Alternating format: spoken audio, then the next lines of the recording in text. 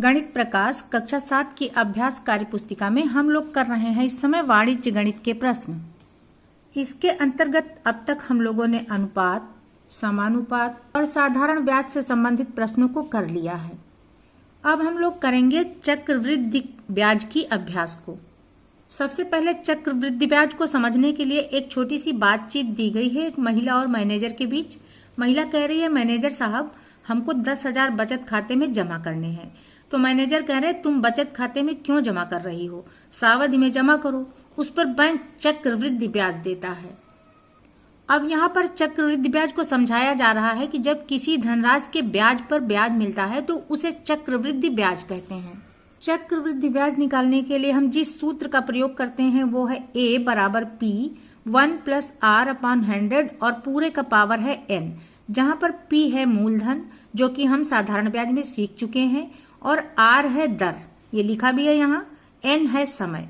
अब इसी के अकॉर्डिंग हम आगे चक्रवृद्धि ब्याज की गणना करेंगे या जो भी पूछा जाएगा मिश्रधन उसको भी इसी से निकालेंगे। पहला प्रश्न है, रुपए 10,000 का 10% वार्षिक की दर से लगातार 4 वर्ष के लिए ब्याज और मिश्रधन की सारणी निम्नवत है। यहाँ पर ये सारणी दी हुई है। पहले कॉलम में मूलधन है, दूसरे में दर है, फिर है समय, उसके बाद ब्याज, अंत में मिश्रधन है। 1,000 रुपए है, ये दर है 10% वार्षिक। 1 वर्ष बाद साधारण ब्याज हम जैसे निकालते हैं ना, मुँह 10/100, तो उस तरह से ये ब्याज निकाला तो ये आ गया 100 रुपए। अब इसको हमें क्या कर देना, मूलधन में जोड़ देना है। मूलधन है 1,000 रुपए, उसमें ब्याज जोड़ दिया तो मिश्रधन आ गया रुपए 1,100। अब चक्रवृद्धि ब्याज में ब्याज पर ब्याज मिलता है, इसलिए अगले वर्ष के लिए मूलधन क्या हो गया, रुपए 1,100 हो गया। अब दर वही रहेगी 10% और दूसरा वर्ष जो है इस पर हमें 1,100 रुपए पे ब्याज मिलेगा। 1,100 रुपए पर भी हम उसी फार्मूला से साधारण ब्याज के मुँह 10/100 से हम ब्याज निकाल लेंगे तो 110 रुपए ब्याज आ गया। अब इसको हमें किस में जोड़ना है, 1,100 रुपए मूलधन में जोड़ लेना है, क्योंकि हम अगले वर्ष के लिए मिश्रधन निकाल के तैयार करेंगे।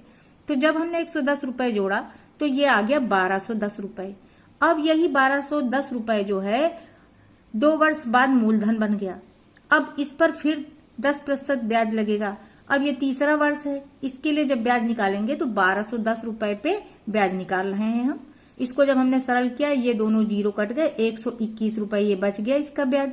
इसको हमें जोड़ देना है 1,210 रुपए में, तब आ गया 1,331 रुपए ये मिश्रधन, और ये अगले वर्ष के लिए मूलधन हो जाएगा, चौथे वर्ष के लिए।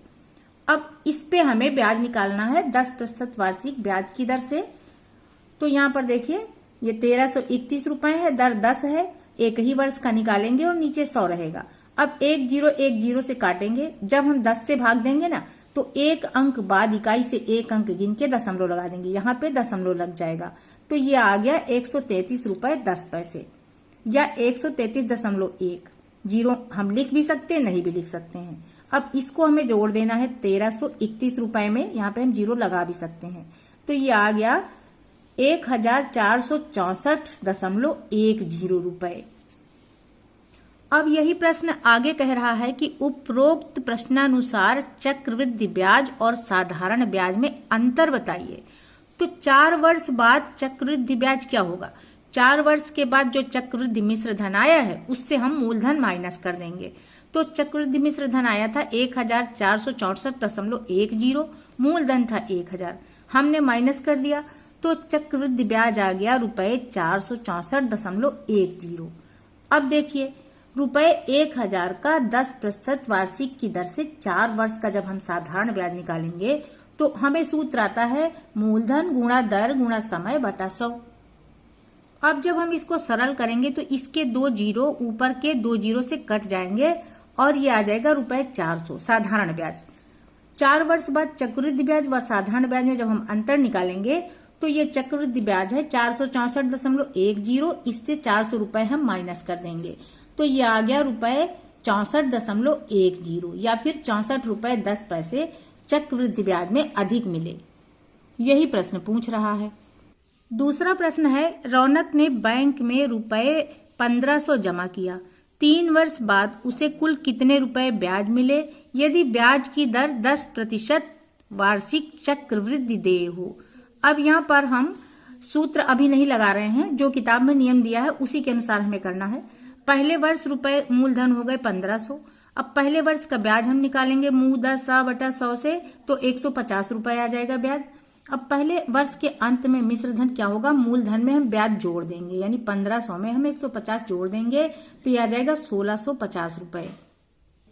अब यही रुपए 1650 दूसरे वर्ष के लिए मूलधन हो जाएंगे और हम फिर साधारण ब्याज के सूत्र से ही इसका ब्याज निकालेंगे।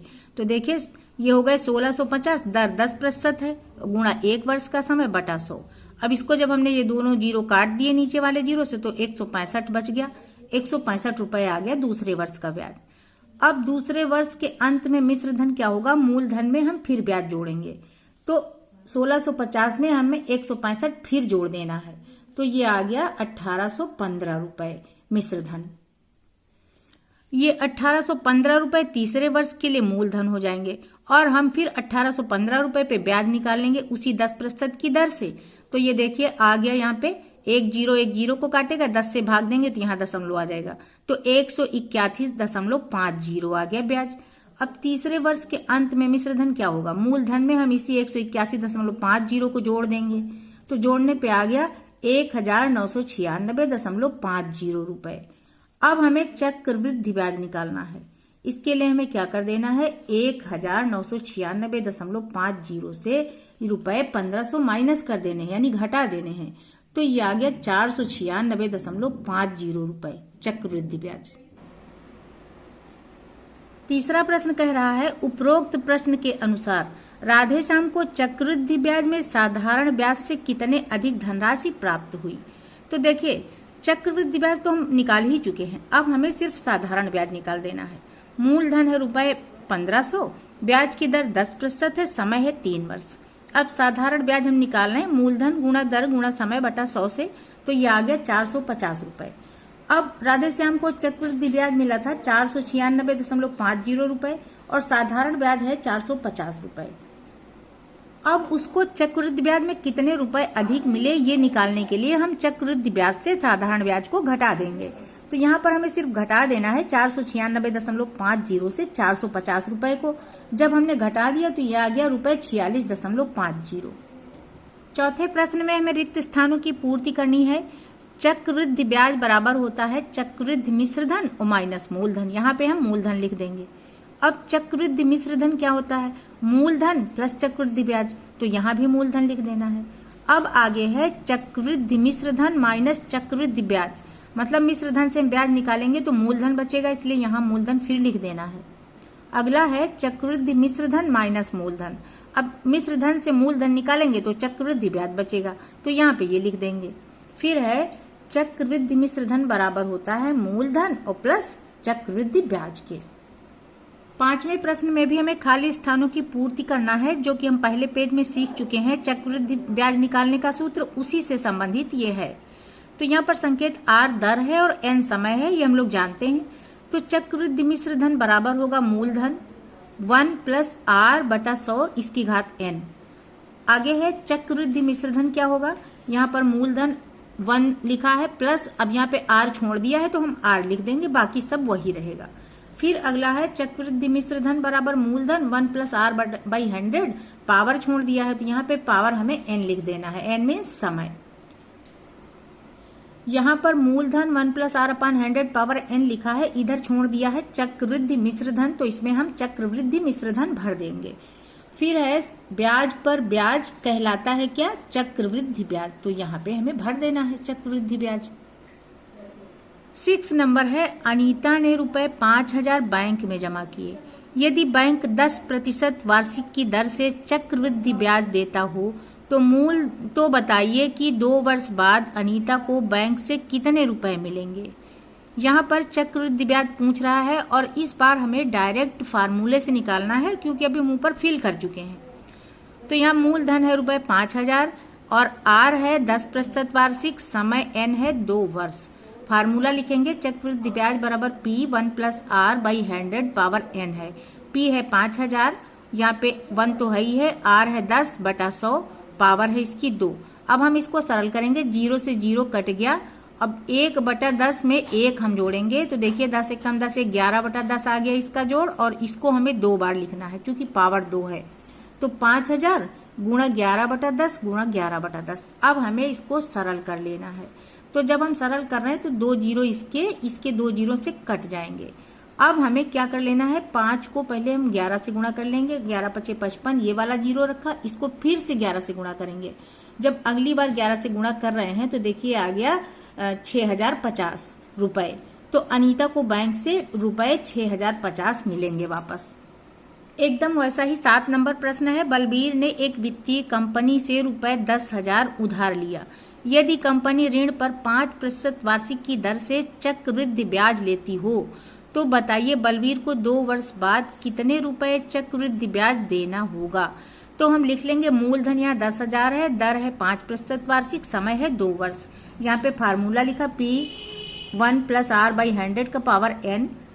अब यहाँ पे P है 10,000, 1 + 5/10 इसकी पावर 2 किया। अब इसको हम सरल करेंगे, 5 एकम 5, 5 20 हम 100, तो ये आ गया 1/20 आ गया। 1/20 में जब 1 जोड़ेंगे ना तो ये क्या हो जाएगा 21/20। अब पावर 2 है इसलिए 21/20 को हमें 2 बार लिखना है। सिंप्लीफाई करने के लिए ये दोनों जीरो हम ऊपर वाले के 2 जीरो से काट देंगे। अब फिर 2 दूनी 4 होता है, 4 से हम 100 को काटेंगे तो देखिए 25 आ गया है। 21 हम होता है 441। अब 441 को हमें 25 से गुणा कर देना है तो ये आ गया रुपए 11,025। अब प्रश्न कह रहा है कि बलबीर को कितने रुपए चक्रवृद्धि ब्याज देना होगा, यानी हमें चक्रवृद्धि ब्याज की गणना करनी है। तो इसलिए हम इस मिश्र धन से मूलधन घटा देंगे तो ब्याज हमारा आ गया 1,025 रुपए। इसी का अगला प्रश्न है, राधा मोहन ने रुपए 5,000 बैंक से अवधि जमा खाते में जमा किए। यदि बैंक, यहाँ अवधि नहीं सावधि होना चाहिए, यदि बैंक सावधि जमा खाते में 10% वार्षिक की दर से चक्रवृद्धि ब्याज देता हो तो बताइए कि बैंक से राधा मोहन को 3 वर्ष बाद कितने रुपए मिलेंगे। तो मूलधन यहाँ रुपए 5,000 है, दर है 10% वार्षिक, समय है 3 वर्ष। अब हमें पहले चक्रवृद्धि मिश्र धन निकालना है तो P1 + R/100 का पावर n करेंगे। P हो गया 5,000, 1 + R है 10 तो 10/100 इसकी घात 3 हो गया। अब यहाँ सरल करेंगे, देखिए 0 0 को काट देगा, 1/10 में 1 जोड़ा तो ये 11/10 आया, और 11/10 हमें 3 बार लिखना है क्योंकि पावर इसकी 3 दी हुई है। अब देखिए इसको हमें और सरल करना है, इसके तीनों जीरो ये 3 जीरो से कट गए। अब हमें क्या करना, 11 × 11 × 11, और 11 का क्यूब होता है 1331। ये याद भी होगा, आप लोगों ने घनमूल में याद भी किया होगा। इसको हमें गुणा कर देना है 5 से। अब 5 से जब इसको गुणा करेंगे तो ये आ जाएगा 6,655। तो इसका मतलब है कि 3 वर्ष बाद राधा मोहन को बैंक देगा रुपए 6,655।